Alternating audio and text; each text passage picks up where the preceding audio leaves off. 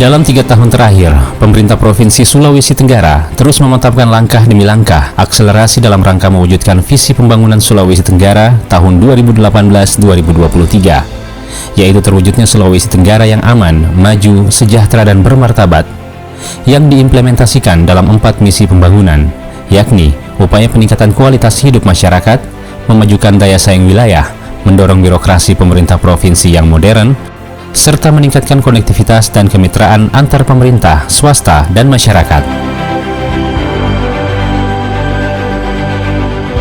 Assalamualaikum warahmatullahi wabarakatuh. Salam sejahtera bagi kita semua. Salam, Om Swastiastu, Namo Buddhaya, salam kebajikan. Undang-Undang Nomor 14 Tahun 2008 tentang keterbukaan informasi publik merupakan pintu masuk menuju pemerintah yang terbuka atau open government. Sebagaimana harapan dari Bapak Presiden, Bapak Joko Widodo, dan kita semua, pemerintahan terbuka akan mampu mendorong partisipasi rakyat dalam proses pengambilan kebijakan publik.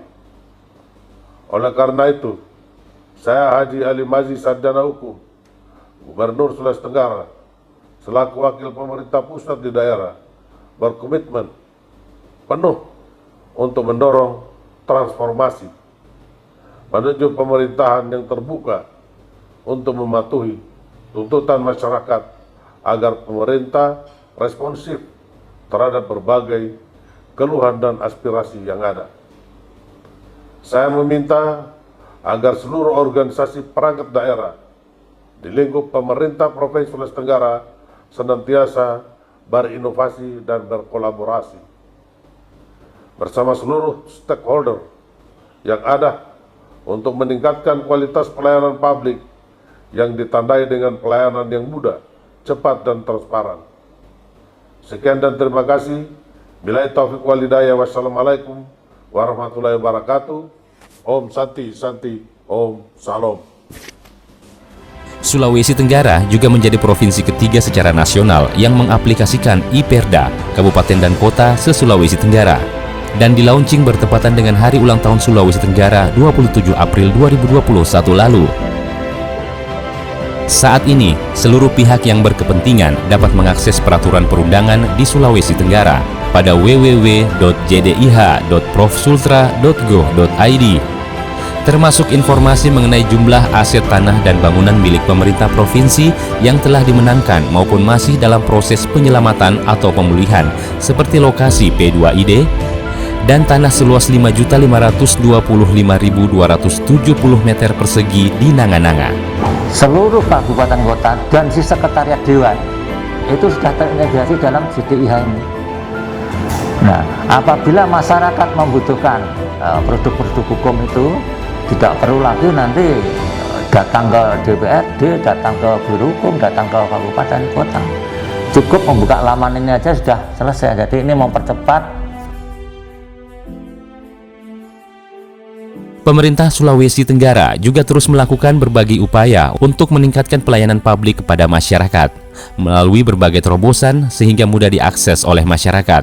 Selain membangun kantor UPTB Samsat di berbagai kabupaten kota, hal lain yang dilakukan oleh Badan Pendapatan Daerah yang sebelumnya telah mengaktifkan program Samsat keliling adalah bekerja sama dengan pihak Bank Sultra dan Korlantas Polri untuk menjalankan layanan Samsat online dan aplikasi layanan info pajak, serta membuat layanan Samsat drive-thru untuk memudahkan masyarakat untuk melakukan pembayaran pajak.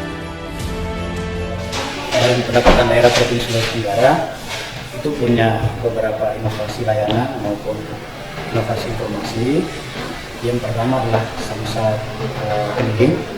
Samsat keliling itu dia berupa mobil layanan yang mobile ke tiap-tiap tempat yang sudah ditentukan sebelumnya. Kemudian yang kedua adalah Samsat drive-thru. Samsat drive-thru adalah Samsat yang posisinya ada di bilangan MPQ terbuka untuk umum, di mana proses pelayanannya wajib pajak, masyarakat yang ingin membayar pajak tidak perlu turun dari kendaraan sebagaimana Samsat Retro umumnya. Kemudian yang ketiga adalah Samsat Live. Samsat Live ini berisi pendapatan kami dari sektor PKB dan Badan Pendapatan Daerah Provinsi Sulawesi Tenggara per hari, per minggu, per bulan maupun per tahunnya. Kemudian yang ketiga adalah info pajak. Info pajak berisi pajak kendaraan bermotor yang nominalnya, jumlahnya akan kita bayarkan. Berbagai program ini berhasil meningkatkan PAD melalui pajak kendaraan bermotor dan lainnya yang bahkan selalu melampaui target yang telah ditetapkan.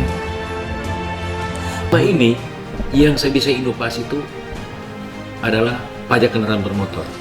Ya, inilah potensi ini ada. Bagaimana caranya menggali potensi ini? Dengan mendekatkan dengan pelayanan kepada masyarakat. Ya. Kedua, saya juga bekerja sama dengan kepolisian, ya, membuat suatu inovasi itu Samsat Ru. Yang ketiga, masalah info pajak.